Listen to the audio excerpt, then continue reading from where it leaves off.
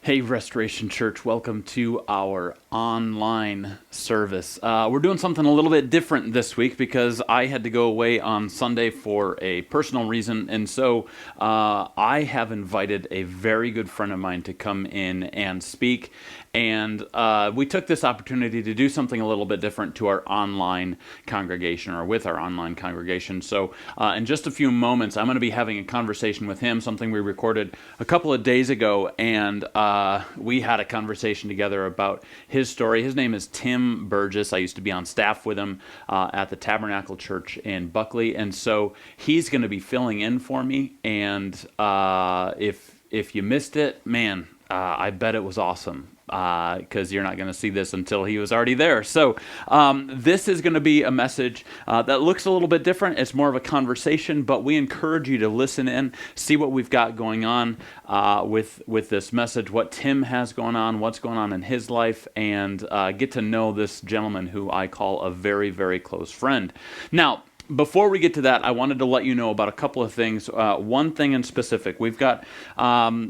Restoration Church, we're about transparency, community, and change. That's our mission statement, and our vision is people following Jesus. Now, we have been doing an amazing job of that in these first, year and a half. And we're excited about what God's going to be doing in the future, next few months, next year, next 2 years, 5 years, like whatever He has planned, we're excited about. And in order for us to get to that level, to that stage, to the next thing, we're doing something called the Spring Offering, which is happening this next Sunday. Not this one, but this coming Sunday, the 1st. So, what this is, we're going to pool all of our resources together. We're going to cut it in half. 50% is going to our community fund, and 50% is going to our general fund. Our community fund, if you didn't know, 100% of your giving goes back into the community locally and globally, and then the general fund, 100% of your giving goes back to funding operating costs. But the bigger thing here is this spring offering. We're pooling our resources together. We're going to do a big offering out of thanks and momentum to push ourselves forward to the next phase of what we want to do with Restoration Church. Now, every gift that we give to God. We don't give to a church. We don't give to a charity. We don't give to keep the lights on, so to speak. We give because God has already given us so much. That's the reason why we give. It's not to keep lights on. It's not to pay my salary. It's not to pay different expenses in the building. Yes, those things do get paid, and it requires money to do those. But the heart, the posture of why we give is because of what God has done for us, specifically through Jesus. And if we want to continue being people following Jesus, that means that we give. We give with our tithes, we give with our talent, and we give with our time. So that's serving, that's using our gifts, and that is using our funding, our whatever money it is we have to give back to those who need it. And so that's what this spring offering is all about. We're going to be doing that, like I said, May 1st. It's open right now. If you go to our website, go to www.com. restorationtc.com. I started that weird. /give. So restorationtc.com /give. You can click on the links there, and you can select the spring offering. Gives you some options. You can choose the community account, the overhead account, or the spring account. And if you want to be a part of this, we're excited about what God's doing, and I'm excited about what Tim is going to be speaking on. So that's the spring offering. That's what we have going on. And now we encourage you to buckle up and listen in or watch this conversation between Tim Burgess and I. He locked himself in the basement of a church with a strange man and didn't know exactly what it was he was doing. We're in a different place this weekend, Restoration Church. Welcome. I'm not going to be there on Sunday morning, and so I asked my very good friend, Tim Burgess, if he would preach for us, and that's who is in the camera shot as well. This is Tim. Welcome to Restoration Church in the Tabernacle basement. Yeah, in the Tabernacle basement.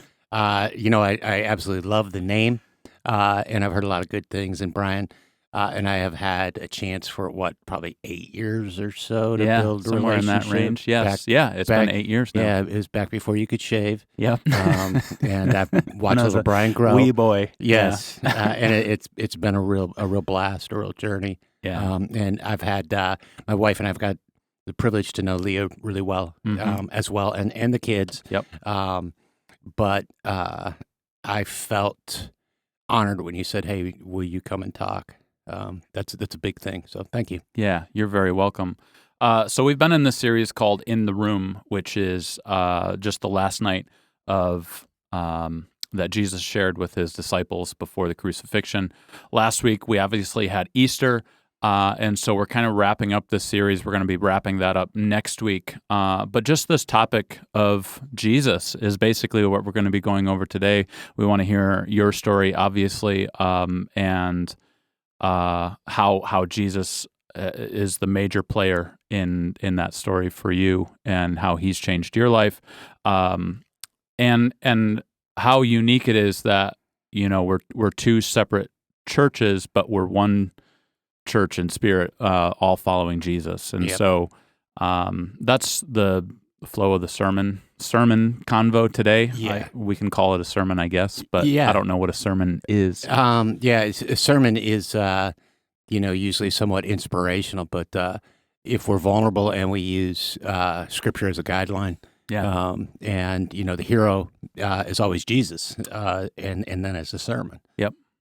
Yep. So that's easy. Yeah, totally. And what's cool is Jesus didn't say in the book of Acts to go everyone's separate ways and never talk to each other ever again, and split over little beliefs or different beliefs, all of that kind of stuff. He said just to go and make disciples, baptizing them in the name of the Father, the Son, and the Holy Spirit. And that's what we get to do. Exactly. Whether you're at a church in Buckley, Michigan, and Manistee, or in Traverse City in a brewery. Yeah. The focal point is always Jesus. Yes. Yep.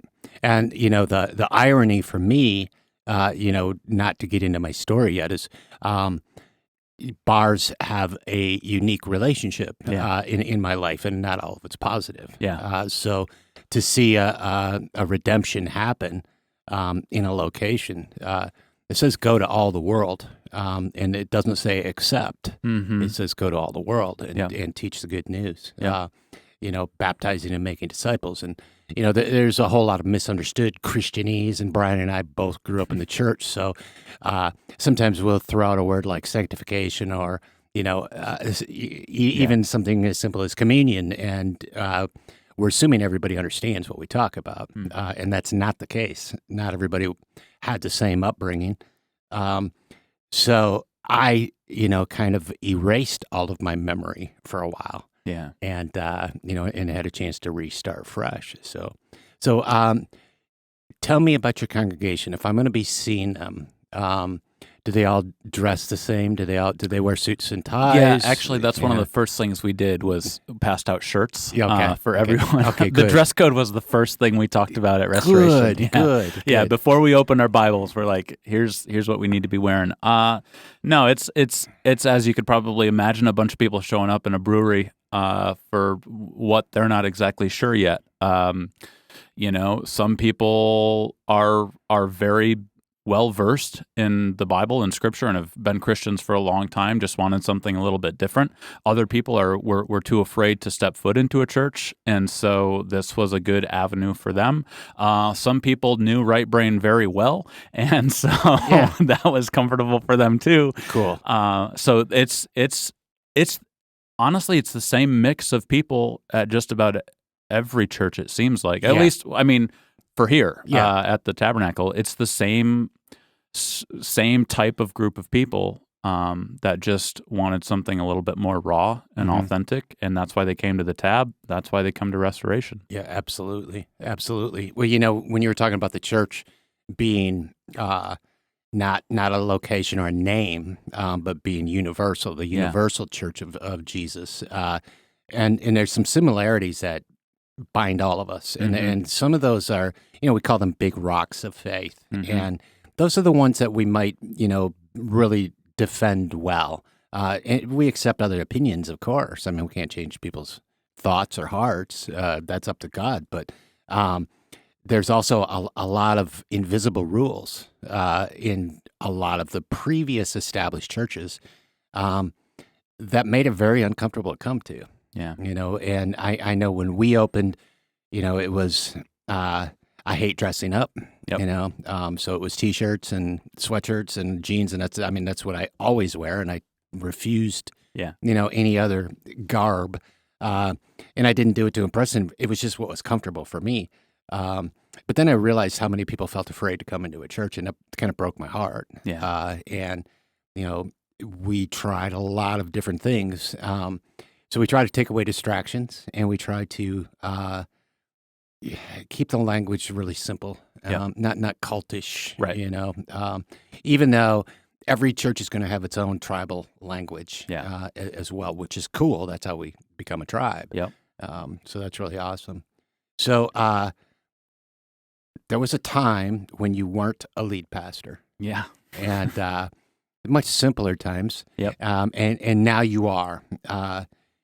So you had a calling, and you confirmed it, and your wife is supportive. Yeah. And then you made this massive leap. Yeah. How long have you been doing it now? September of 2020 is when we officially launched. Okay. So really during the great time. Best time in the world. Yes. Yep. Yes. Nothing like pandemics to change the universe. Okay. So you've been at it for a minute now. What do you think is one of your, I'm not going to say needs, but something that helps keep you fresh, that refreshes you, that gets you ready for another week of work? What gets me ready for another week of work? Yeah, what is it that keeps you coming back? Because I don't think people have a clue how much effort goes into something like this, because you don't have a huge staff, Right. and all of these giftings. So it's pretty much up to you. I heard that you actually set up at church. I do. Is that okay? Yeah. So most lead pastors don't do that. Yeah. So what keeps you coming back? Preaching the word, studying, seeing people show up for the first time and stick around, pointing people to Jesus. That's what keeps me showing up. I love studying and I love preaching, and seeing it make an impact is awesome for me. It's unbelievably rewarding at Yeah, times. totally. And, yeah.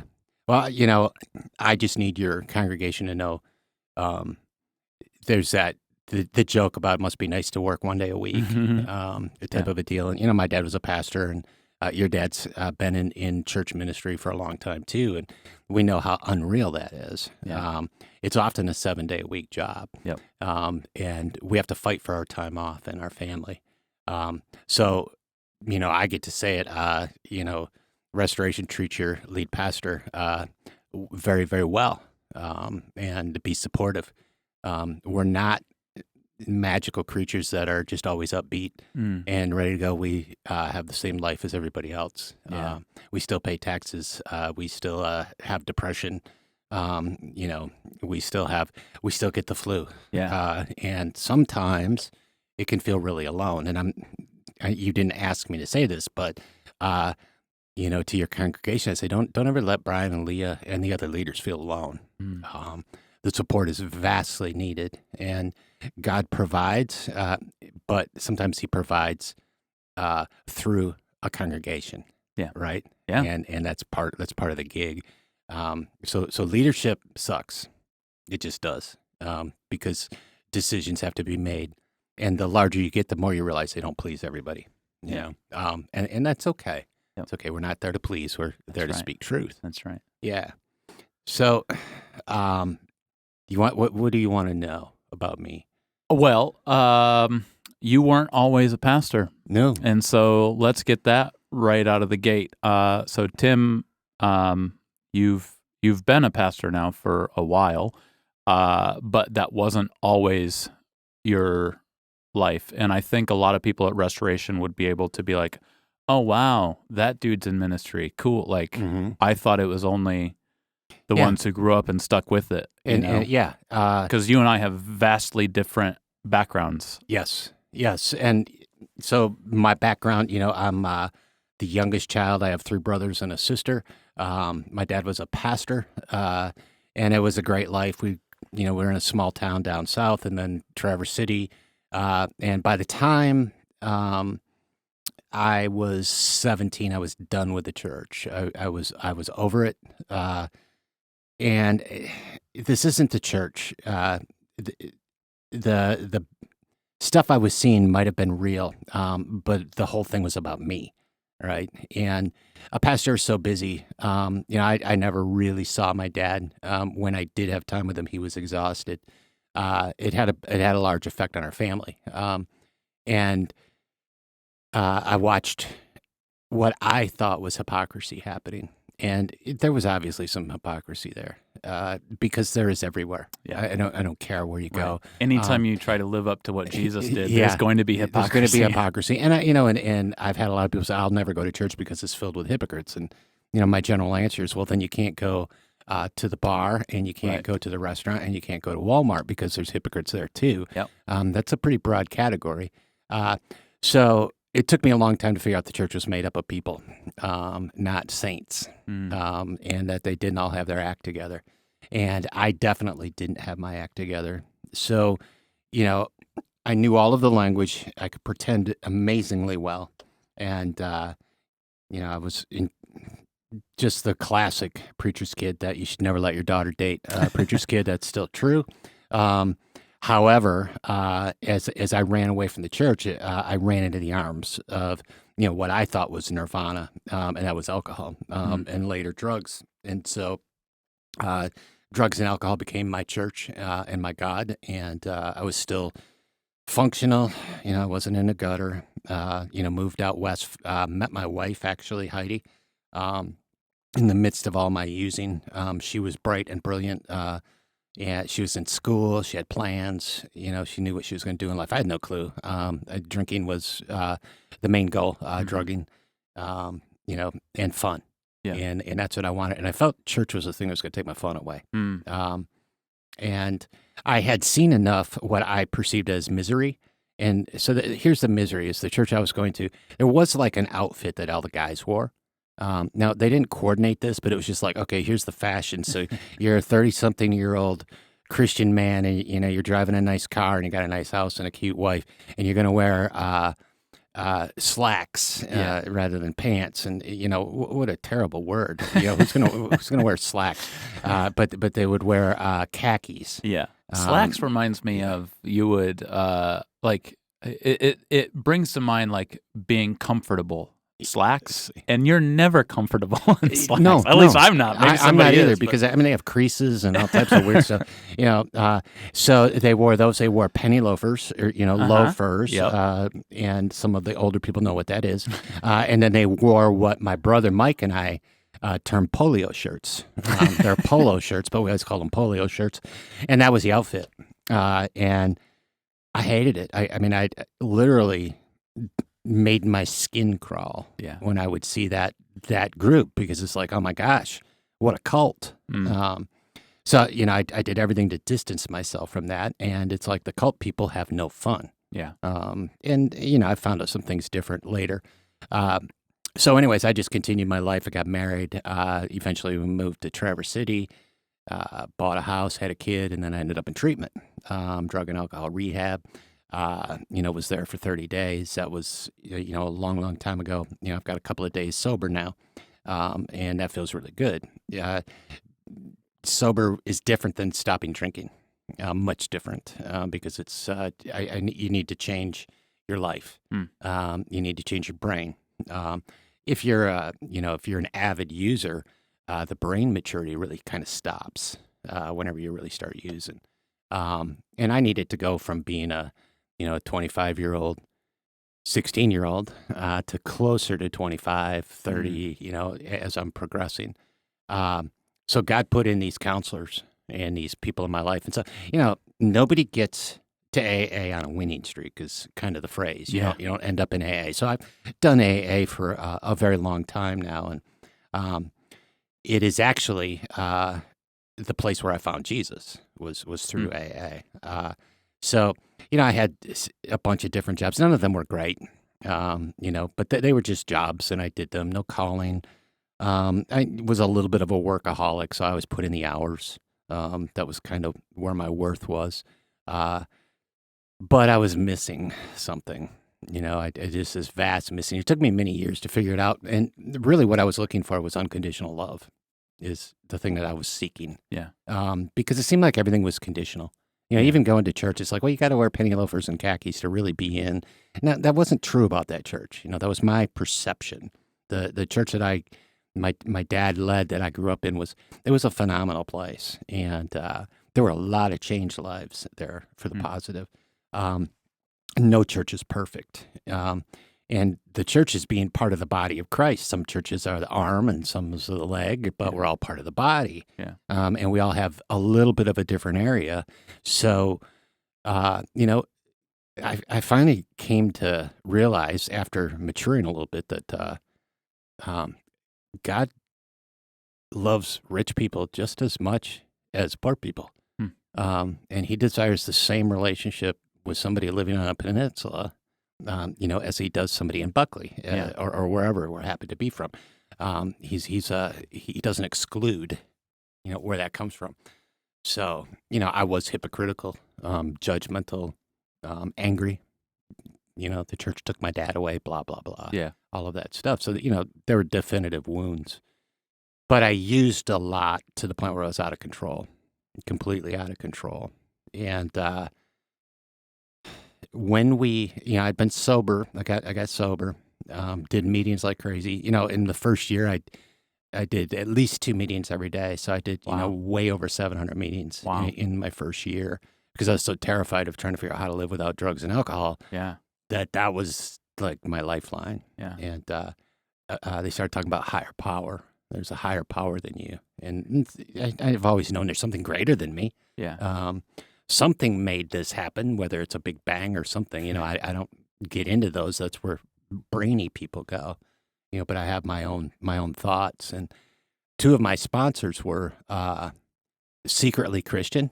I didn't know that until towards the end of my relationship with them. And they were gently guiding me towards God. And not just God, because that's a nebulous term. Right. There's a lot of gods out there. Yeah. I mean, I served the God of drugs and alcohol. Yeah. And found out he's a merciless God. He's a God with a little g, and he's never satisfied, and he never loved me in the first place, right? So there's lots of gods. And I get it because the church has often done a really bad job of portraying who God the Father is, right? So, the church has some culpability in that. And I think that's one of the things that drives you and I similarly is it's not an exclusive club. Right. It's for everyone, not just for the Jews, but the Gentiles in all nations. Yep.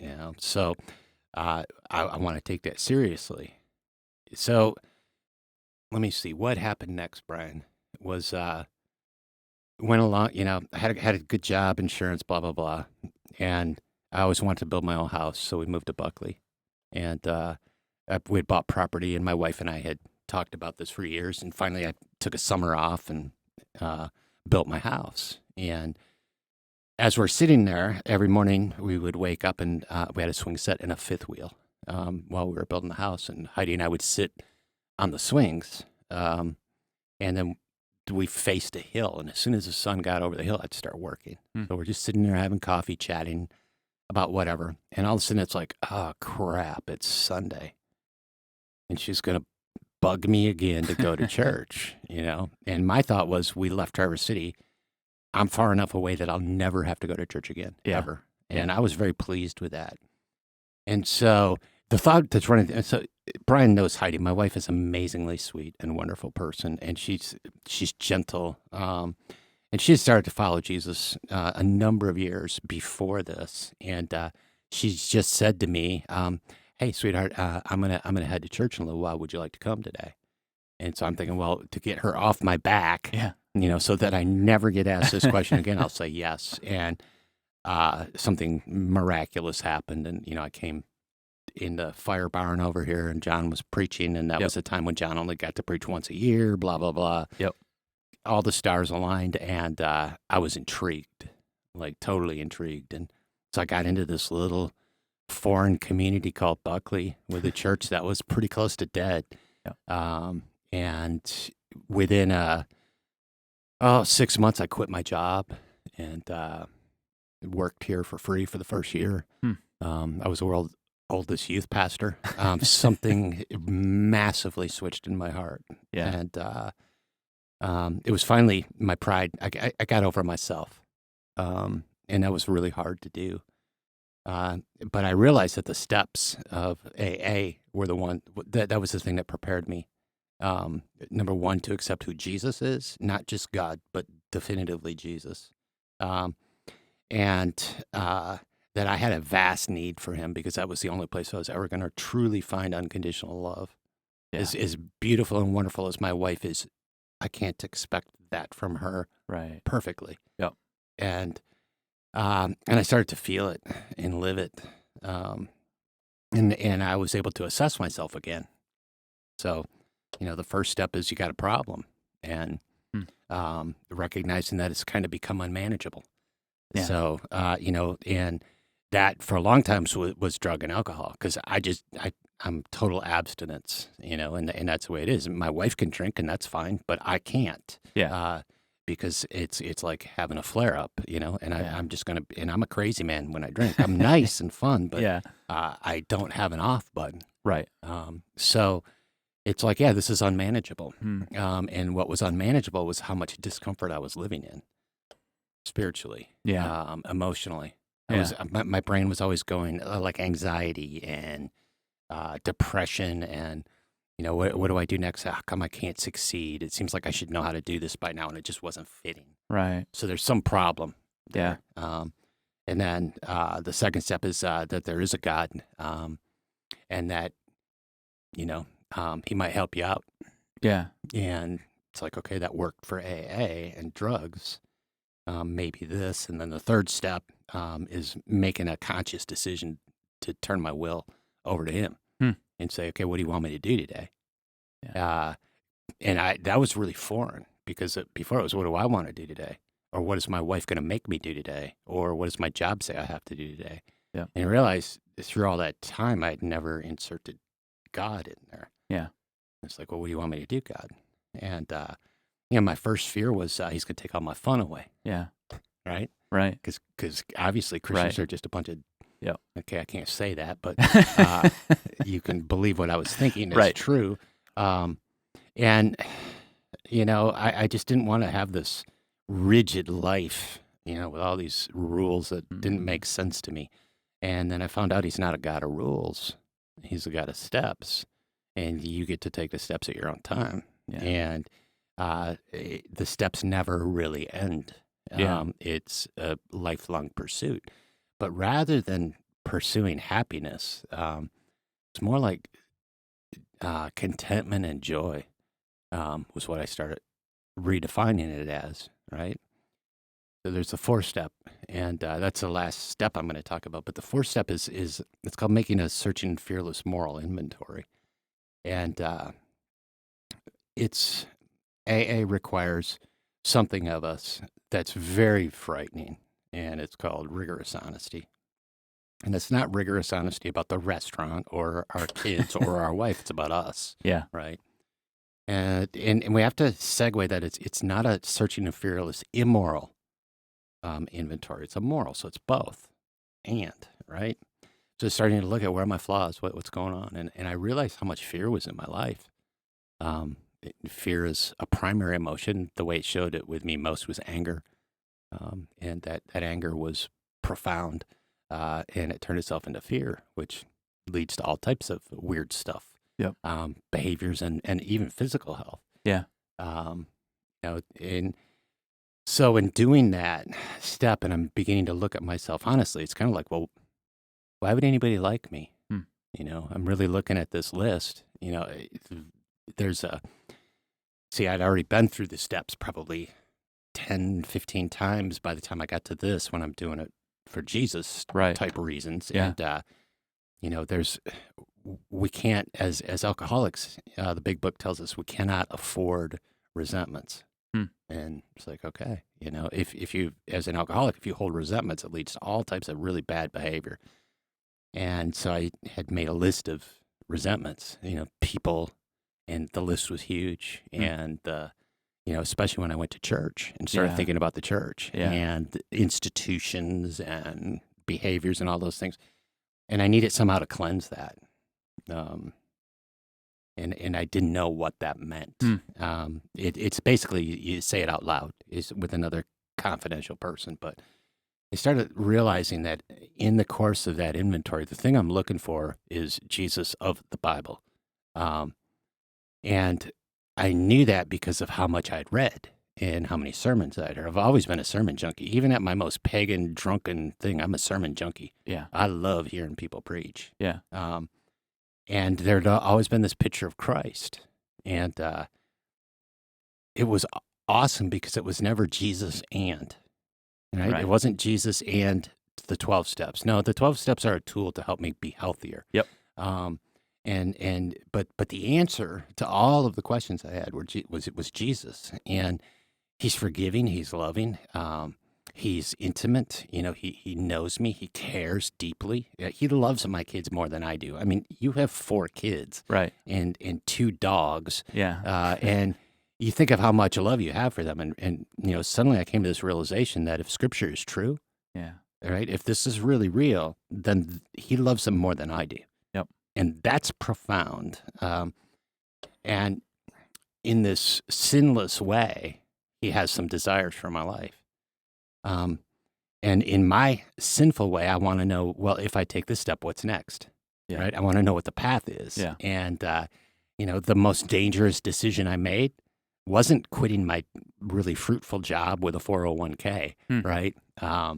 It was going, I'm going to try to follow God's will. I'm going to see what Jesus has to say about these things, and then I'm going to make some decisions. And that's really scary. Yeah.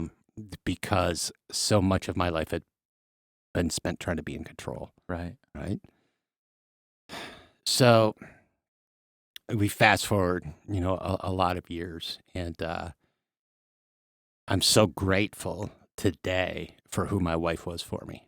And then I have to go further back because there were people that were influential in my wife's life that were not me. And they weren't necessarily people that I even hung with. Yeah. But they were some fellow Christians, and she was seeking some answers. And how do you live with a sober alcoholic who's really struggling? And so, I think there was 20 years old, 30, 40, and 50.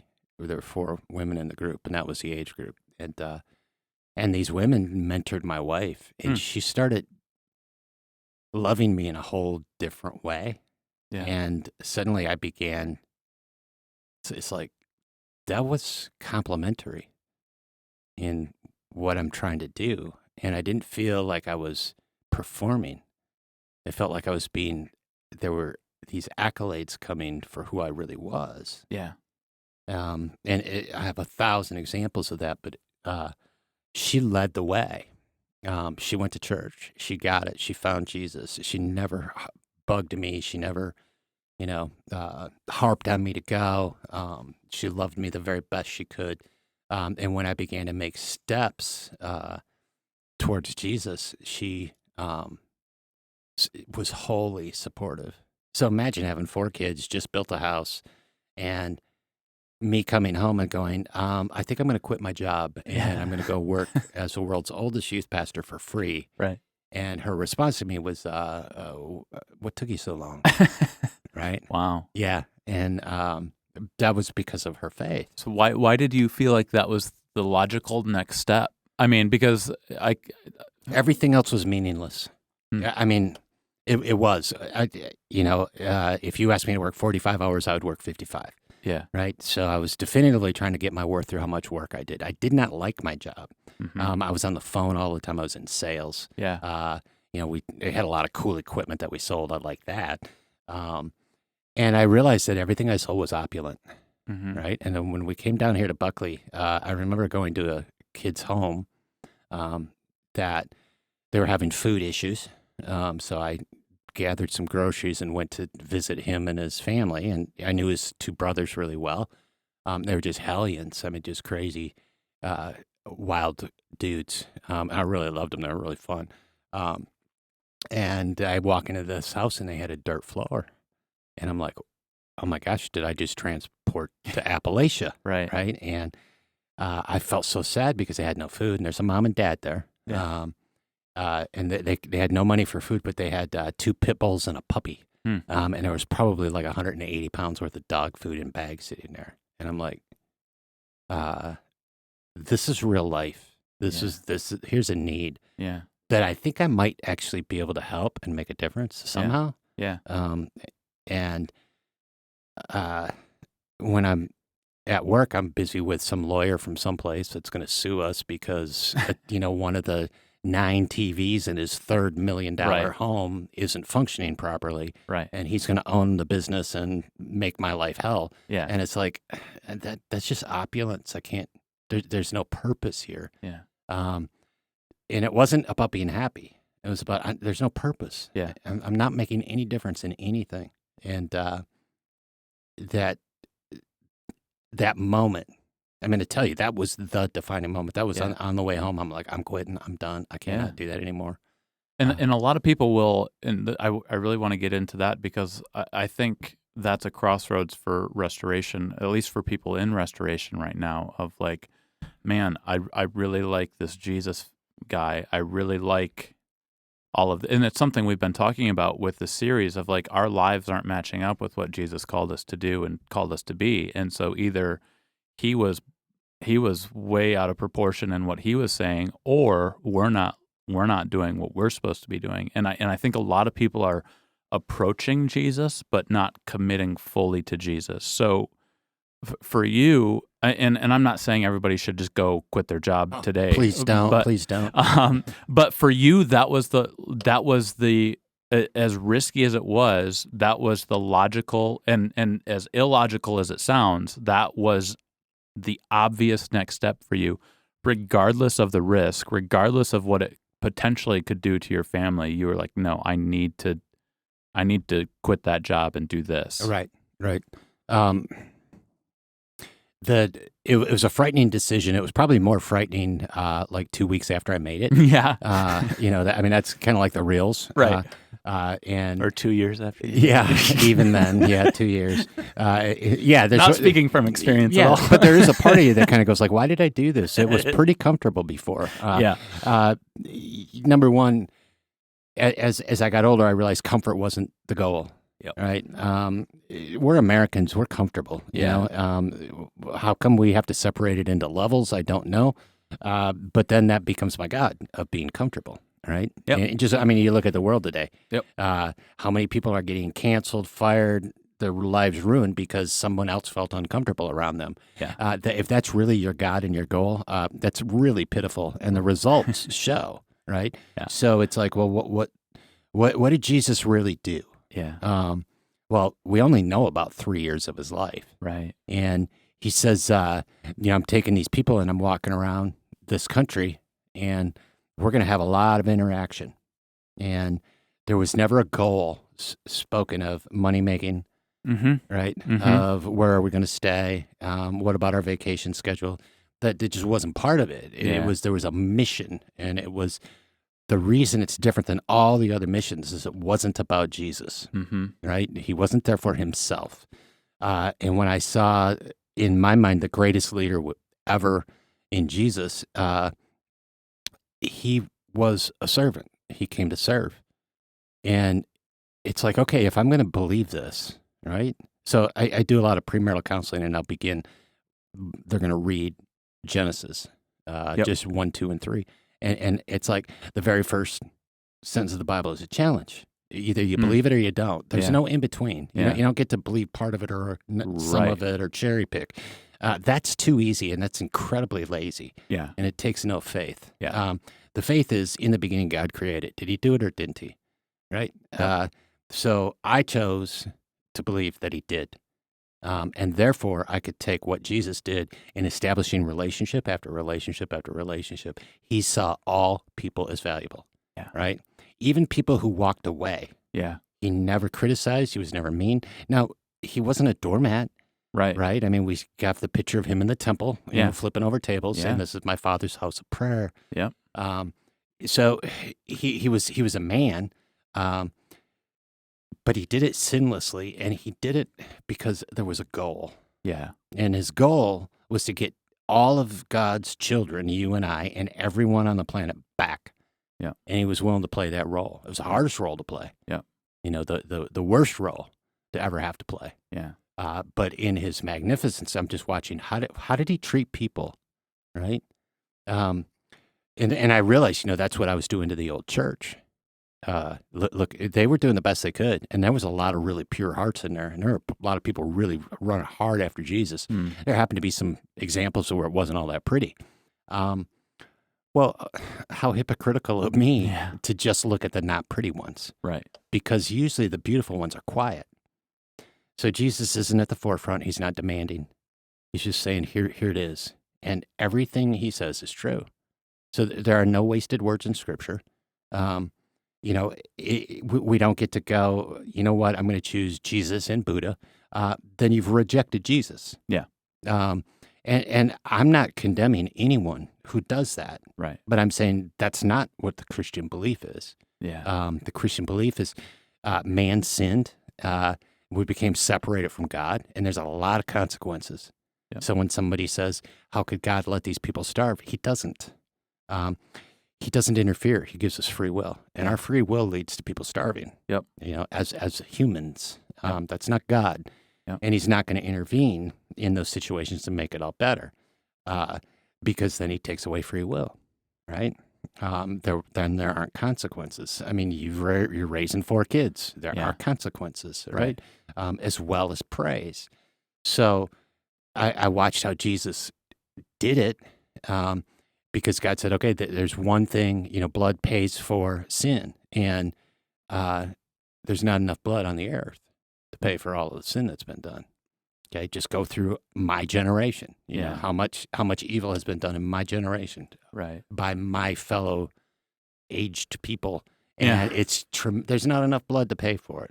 Bottom line. So He sends Jesus instead, and it's once and for all, and then it's over. And now we have a path back to God. That's why Jesus came. Yeah. And it's like, okay, since I've received that, there's one thing I want to do, right? So when I start my day, now, some people, I've got a ton of AA friends and that were total pagans, in a lovely drunken way, whatever that was. And their life has changed enough that they say when my feet hit the ground, that's when I start to pray. Right. So I'm not that guy, because I wake up and my feet hit the ground and I'm like, why is this happening to me? How come somebody hasn't brought me coffee yet? Yeah. Right. So it takes me a minute. Yep. And then the 11th step says, sought through prayer and meditation to improve my conscious contact with God as I understand, and praying only for the knowledge of His will for my life and the power to carry it out. It's like, that's the most selfless prayer there is. The only better prayer that I have is the Lord's Prayer. Yeah. But it's, okay, I'm going to seek God's will today. Mm. So that's not very complicated, Brian. Right. It really isn't. So how should I treat others? Well, how I want to be treated. Yeah. Right? That's number one. If I'm so wrapped up in myself that I can't even get to that spot during the day, God's given me personally a really good one. Don't drink, dummy. Right? Yeah. Today, that's God's will. So if that's as far as I can get, I'm in His will. Right. And I don't have the willpower. I mean, there's a lot of strong people in the world. That's fine. Willpower doesn't work. Right. Yep. So I'm asking for His strength. God remind me, put the right people in my life. Show me a new vision and picture of my wife. So that's enough to not drink today, or whatever. Right. And so that's how I start, to continue this journey. And then it's, the 12th step is having had a spiritual awakening as the result of these steps. So all about God. We tried to practice these principles in all of our affairs, and we're there for other people, for the suffering, for the still lost, right? Yeah. It's really kind of Christianity in a nutshell is really what it is. And so that's what I do. So God took an arrogant prick, me, and who is selfish and manipulative and all the things that drug addicts are. And rather than killing me, like would have been justifiable because of the dirtbag I was for a while, he didn't. He redeems it. And then he goes, okay, you're going to learn all these things, and they're all going to be outside the church. Okay, so they're all going to be around these AA tables. And then later, I'm going to show you how it matches up with everything in Scripture. And I'm going to show you what your purpose in life is.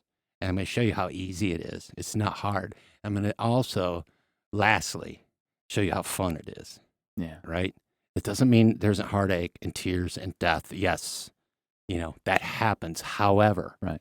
I have never had so much fun, true belly laughing fun, than doing what I do. Yeah. So that's kind of it in a nutshell. Does that answer that question? It does. Yeah. Okay. No, absolutely. I just hoping to be able to encourage people who are at that step, but not willing to take that step.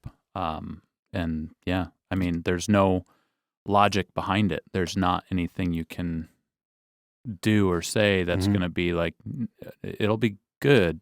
I mean, it's just a step that has to be taken. It is. And, I think logic can apply to it in a unique way, because most of us spend I have to be careful how I say this. A lot of us spend our lives reacting, right? So suddenly this happens and we now have to react to it. Yep. And a lot of it is basic human stuff, survival instincts, blah, blah, blah. And so much childhood stuff can come into all of those things, but we're reacting, and it's kind of like claiming I'm a victim, right? This happened, therefore here's the response. Well, the definition of insanity is to keep doing the same thing. Yeah. Logic tells us, right? If you would like to make a change in the outcome, there may have to be a change in the input. Yeah. If you're baking a cake and you keep putting in the wrong ingredients and wondering why it tastes bad, maybe you need a cook. Or no, they're not cooks, they're bakers to teach you how. Yeah. Maybe one of the ingredients isn't quite correct. So there is a logic to it. And God made us, his critters, as we're very, very resilient to pain. I'm amazed at how much pain people choose to stay in. So, like, nobody gets to AA on a winning streak. Yep. Very few people get to church on a winning streak. They're usually in some level of pain and they're looking for an answer. Yep. And I can articulate, maybe even for them, but a lot of the people, it's like, why? And they're like, I don't know, I'm missing something. And when I will finally have a close enough relationship and say, could it be unconditional love? They're like, that's it. Yeah. I'm looking for acceptance. So I'm looking, will somebody tell me I'm okay, that I'm not crazy? Yeah. Well, here's the deal is AA did not come to my door. Yeah. I had to go. Right. And there were enough consequences if I didn't go that it was too scary. So that made me respond rather than react. Because my reaction was to run away. I mean, in a whole nother story, there was a time where that was really close to happening. Yeah. And yet God helped me respond instead. So we've tried a lot of things. I mean, just, what do commercials do? They sell us something we don't need, and they're trying to convince us that we need it. Yep. AA is attraction rather than promotion, and I think that's what Christianity is too. Yeah. It's attractional. Yeah. Not because we all have our poop in a group and we're all perfect, but because we could be vulnerable and help you understand you're not the only one. Most of us feel this way. Yeah. And we've been looking, and none of us have arrived, and none of us do it perfectly. Yeah. But I will tell you, my personal conviction is there's one place on earth that will never lie to me, and I believe that's Scripture. Yep. All of it. And therefore, I don't have to it doesn't mean I don't ask why. Yeah. Right? Totally. But I can trust it. Yep. So. Yeah. That's awesome. Thanks, Tim. And if you're watching this, listening to this, whatever it is, and you're like, boy, Restoration and Brian sure do sound a lot like Tim and the Tabernacle. Yeah, there's a reason I spent 6 years of my life here and really learned how to be a pastor at this church at the Tabernacle. And so Restoration is just a product of people following Jesus, which is our vision, but it's a product of people following Jesus at the Tabernacle. And before that, people that were following Jesus before that, and a culmination of all of it. So we're just a byproduct of what's going on here and the cool changed lives that have been happening here. So if you don't have a church home and you're listening to this or watching this, and if you're an alcoholic, I encourage you to go to the Tabernacle Church, or even if you're not an alcoholic, just head over there and see what's going on and meet Tim, or just come. Well, you've already been here. Yeah, so. go. Yeah, You were already at Right Brain by the time this airs. So. Yeah, and I want to encourage, stay at Restoration. It's a commitment, and the way that we support is through our feet. Mm-hmm. And I think God's calling you to sit down for a minute there at Restoration, because there's a lot of people in that congregation that have had the same experience I have. Yeah, just different names. Yep. So, and they'd love to talk to you. Yep. And I'm actually, like, in person, I'm really a jerk. So don't look me up. All right. Well, thank you, Tim. I love you. And thanks for covering. Oh, yeah. It'll be fun.